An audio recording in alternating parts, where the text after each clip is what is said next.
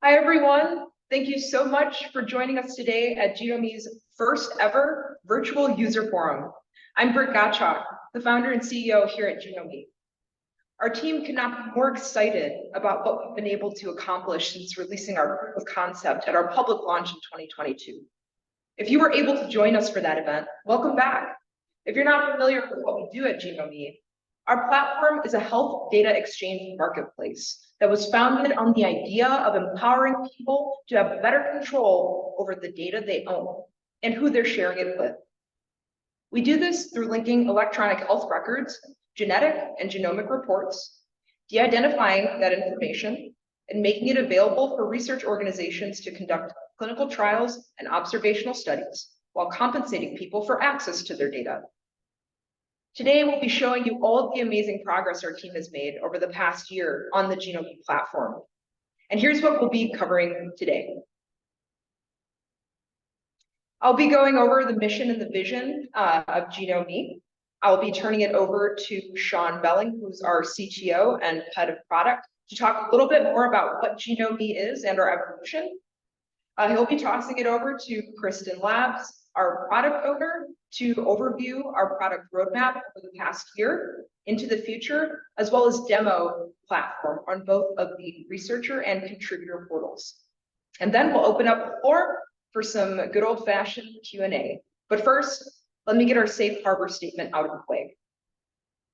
The information presented in this presentation is for informational purposes only and does not constitute an offer to sell or a solicitation of an offer to buy any securities. The information presented is based on our current knowledge and understanding and is subject to change without notice. We make no representations or warranties, express or implied, about the accuracy, completeness, or suitability of the information presented. You should not rely on the information presented for any purpose without independent verification. So let's get started. Well, who is Genome? Our mission is simple, and that's to make health data sharing easier, more accessible, and equitable for the populations that choose to do something good with their data. We do this primarily through improving data transparency and system interoperability for researcher populations that can do the most with it, like finding ways of treating different forms of cancer, chronic conditions, liver or kidney diseases, and so on. Within those populations, we've segmented them into two groups, our contributors and our researchers. Each population is just as important as the other. Research organizations cannot find pathways to breakthrough treatments without accurate inputs to inform data-driven decision-making. And contributors cannot receive higher standards of quality care without changing our mindsets and methods around data transparency. Our vision focuses on the synthesis of trust and innovation within the healthcare industry.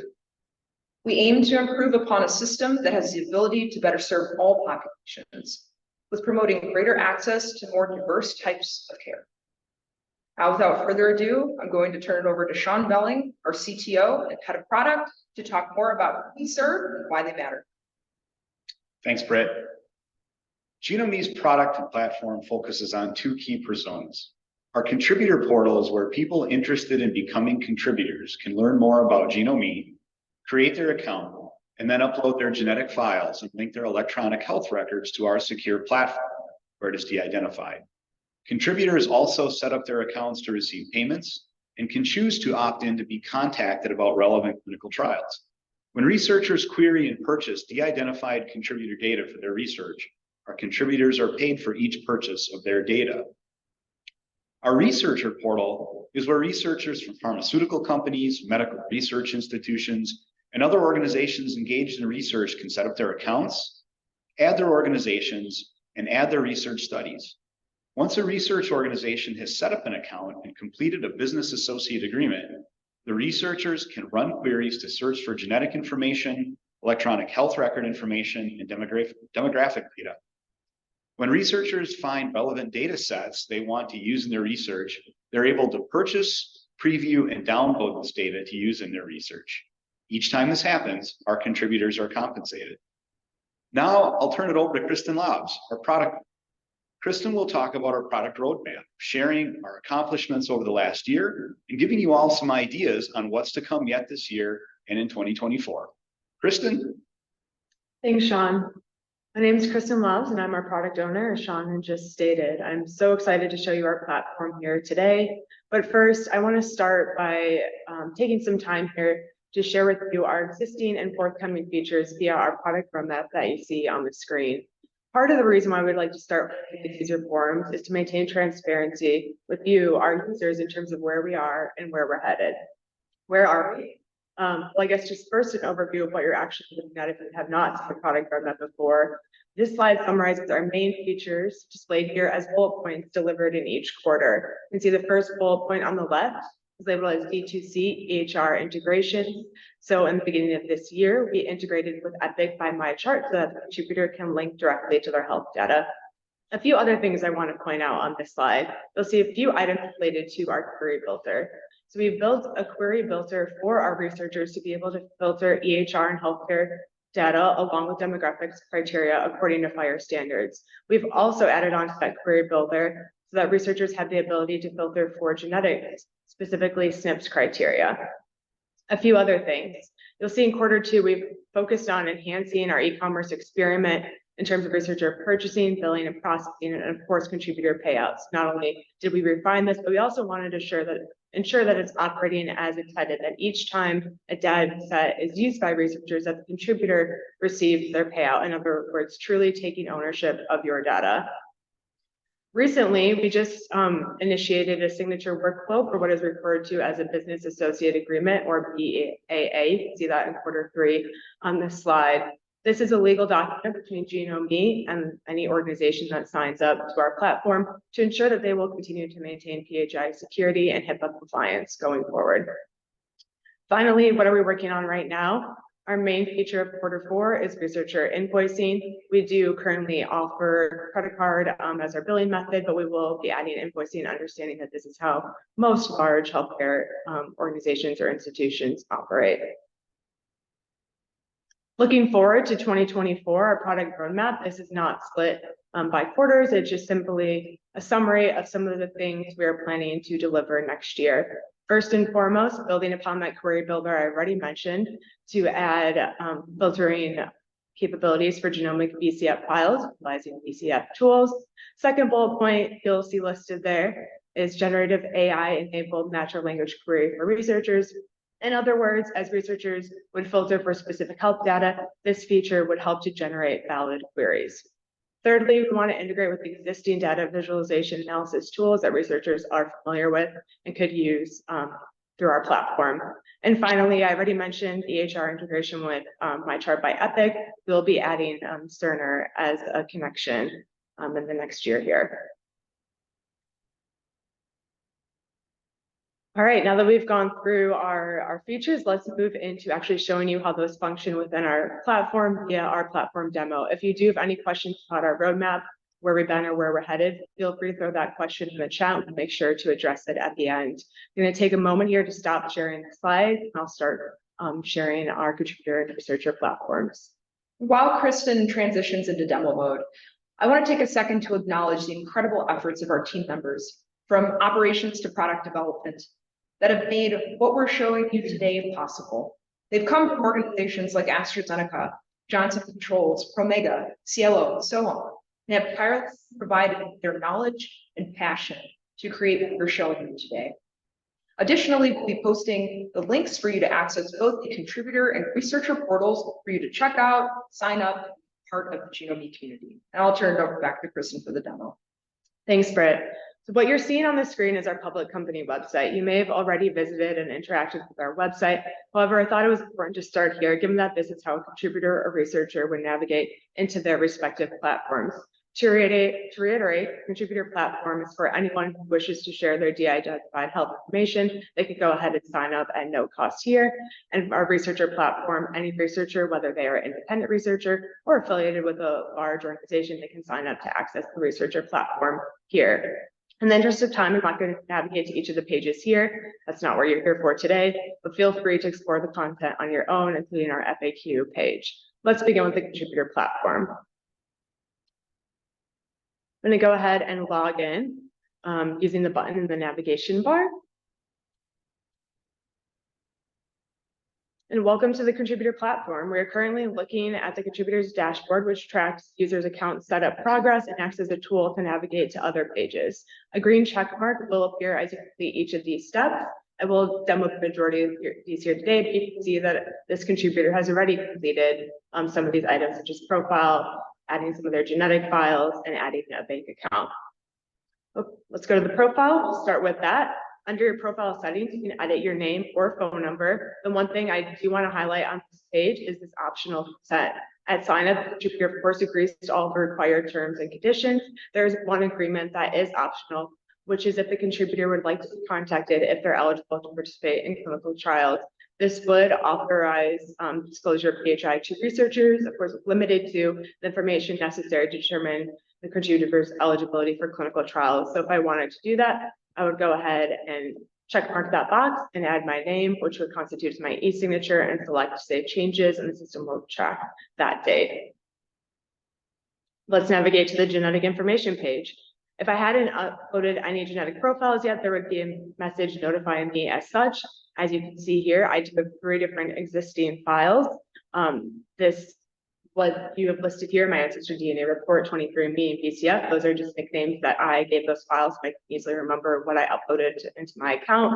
And the system will automatically identify the file type that those files were.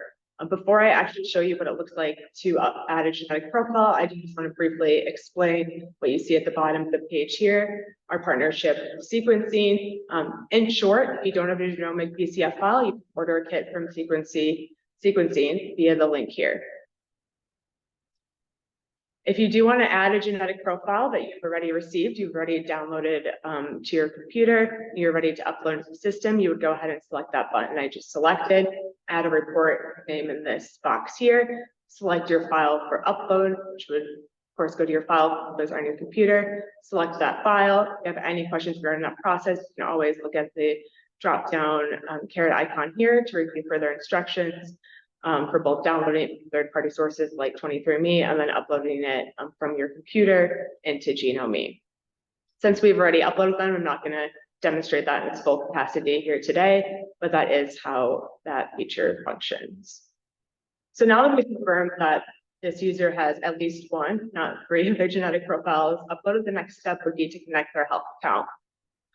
On the health information page, it confirms that we haven't connected any health accounts yet. So I'll go ahead and select add health account.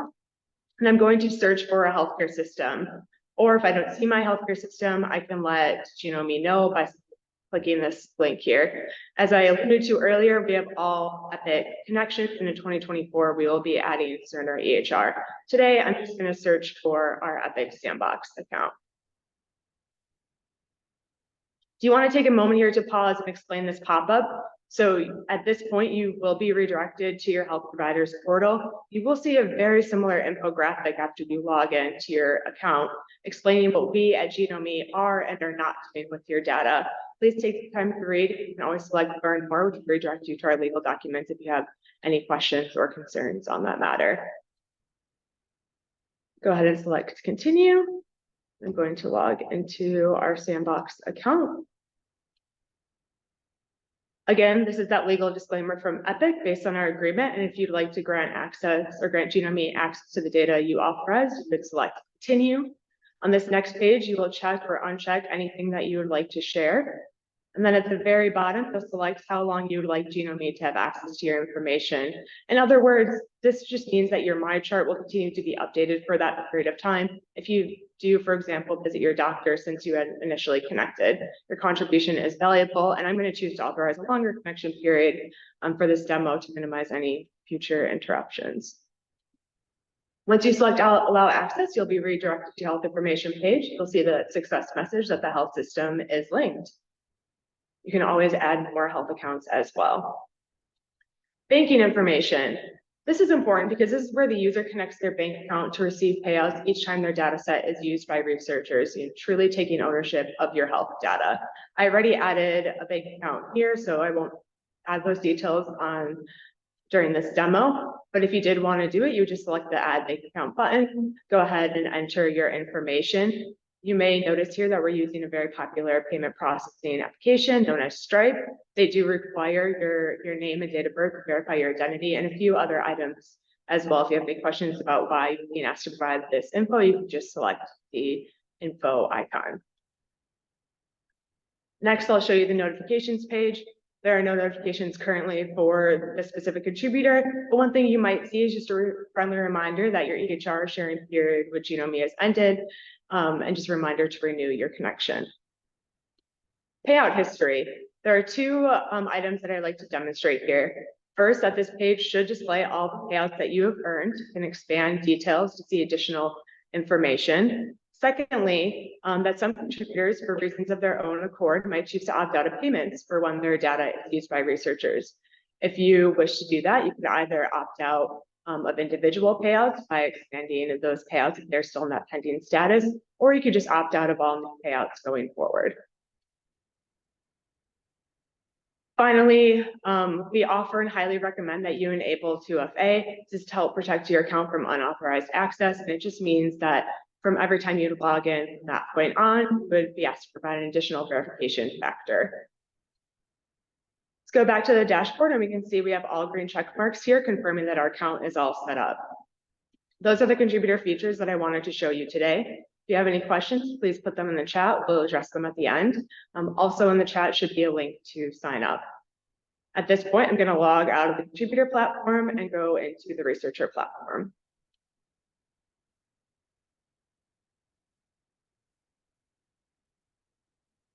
Okay, we are now on the main landing page for the researcher platform. At quick glance, you can tell that it has a much different appearance than the contributor platform. This is the studies page, the page that it defaults to when you log in. We'll walk through this in a minute, but just as a general overview, we have two studies set up for our demo purposes. The blue text indicates the organization name, the bolded black text indicates the study name, and the lighter font is a description that you can go ahead and enter for your study.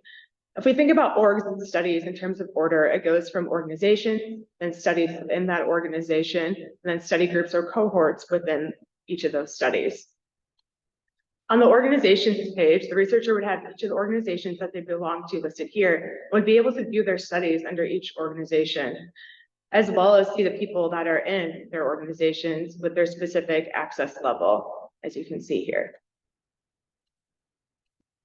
The settings page is simply billing and profile information. I mentioned earlier that we have credit card payment as an option now, but we'll be adding both ACH and invoicing as an option by end of year.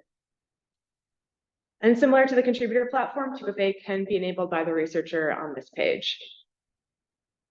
Well, let's navigate back to organizations using the menu sidebar. On the product roadmap, I explained the VA requirement.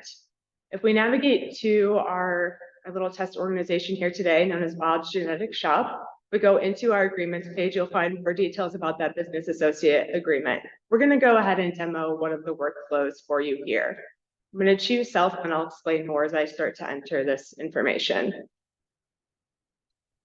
So I chose self. In other words, me as the researcher, I'm signing on behalf of my organization, but I could have also chosen the designee option, which means that I would route someone at my organization, maybe an administrative personnel or someone who would be more appropriate to sign this legal document. I'm going to go ahead and enter all of my personal and organizational info, knowing that this information is going to be pre-filled on the BAA that you'll see in a second here.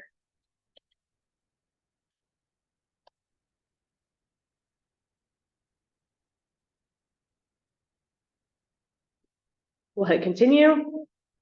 At this point, we're going to be redirected to Dropbox Sign. You'll see a quick blurb saying that this is not a valid document. That is because we are using a staging environment. If you did this in our live or production environment, this page would actually confirm that it is indeed a valid document that you are being redirected to.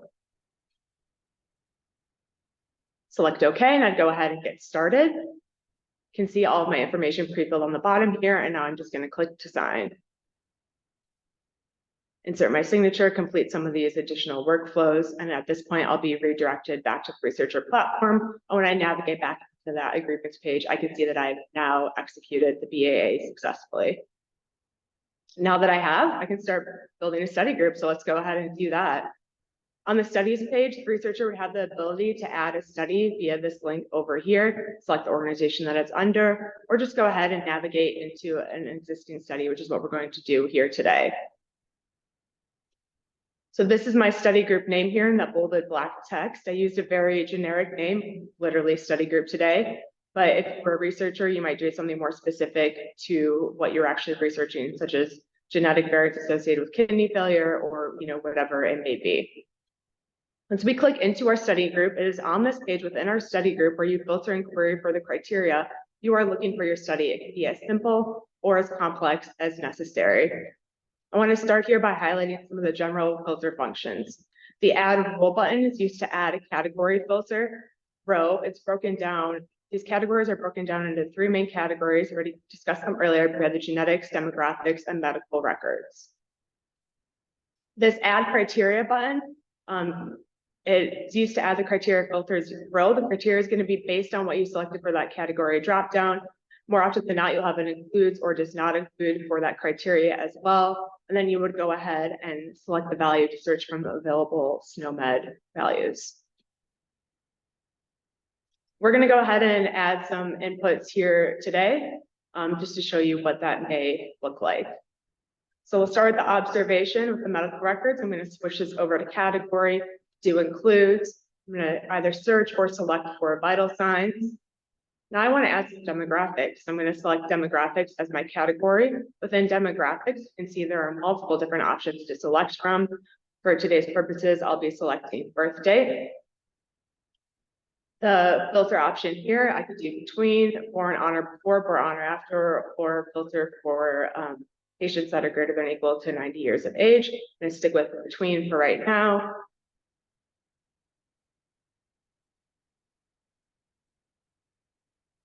All right, and let's go ahead and now query for some genetics criteria. I'm going to go ahead and enter my identifier, enter an allele. And there are some tooltips here in case you're not really sure what is asking for you to enter. And I want to go ahead and save my changes. Take a look at what I have here, make sure it's what I'm truly looking for before I execute a search. When I execute a search, this is searching our system, our entire system, for any matching records. At this point, you will enter into a queue, and the page will display your number in the queue and estimated wait time. You will see this information in the data for purchase table, and as you continue to build queries, purchase data, this table will continue to be updated, the date of the purchase status, etc. So this is great. I can see that we have 8 matching data sets here, so I'm going to go ahead and purchase one. I could purchase up to 8, but for today, I'll just go ahead and purchase one data set. Go through the billing workflow, and it's going to go ahead and confirm my purchase here, and then it should route us back to our study group page where we'll be able to view and download our purchase data set. Purchase was successful. Great. It's already executing a new search for us in case there is new data out there. Once that is done, we'll be able to see additional information in our data for purchase table, and our summary at the bottom. We'll be able to view and download what we have purchased. I'm going to go ahead and show you guys the view option. At the top here, we'll see the redacted medical records for this patient. And at the very bottom, scroll down, you would see the genetic records that you can view and download as well. If you purchase multiple data sets, not just one, you would see them on different pages. So to close out our demo, we have successfully purchased, queried, purchased, and viewed our data set. So at this point, I'm going to log out of the researcher platform, return to the presentation slide, and turn it back over to our CEO, Britt. Thank you, Kristen, for overviewing our roadmap and that fantastic demo. There's a lot there. We're so excited to be able to have shown you that today. So thank you all for attending the forum and taking some time out of your day to join us and learn more about Geno. Now we'll open up the floor for a Q&A session with Sean, Kristen, and I. So feel free to drop your questions in the Zoom chat. So we'll go ahead and check right now. Don't be shy. Go ahead and drop your questions, any that you might have.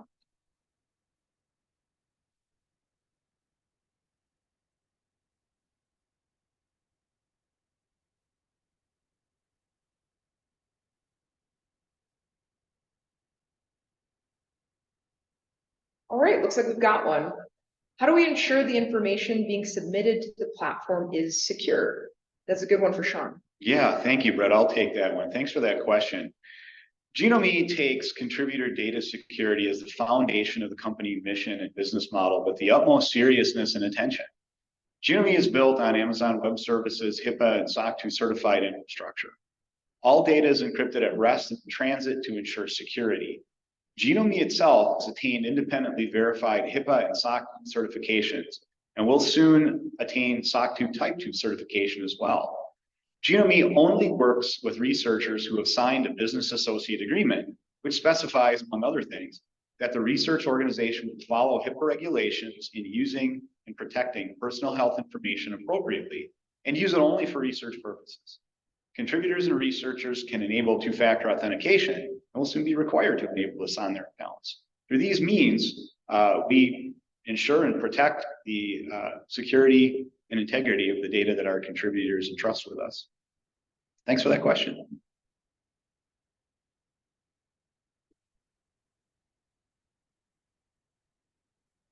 All right, any others that we have out there?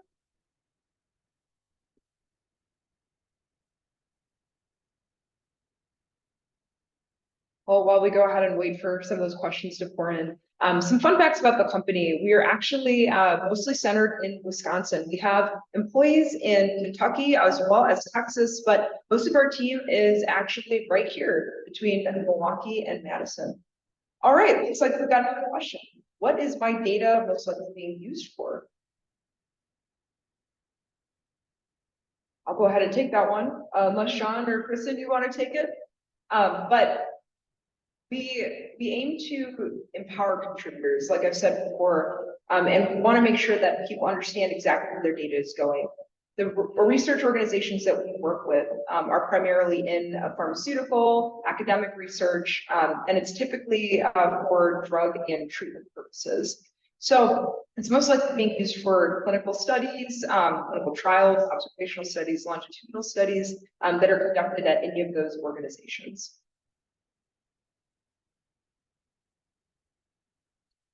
Thanks for that question.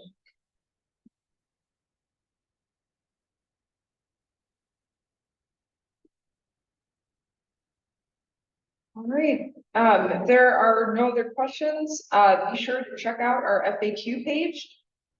And we've pasted the link here in the chat if you want easy access to it, and it should answer any other questions that you might think of outside of the meeting here.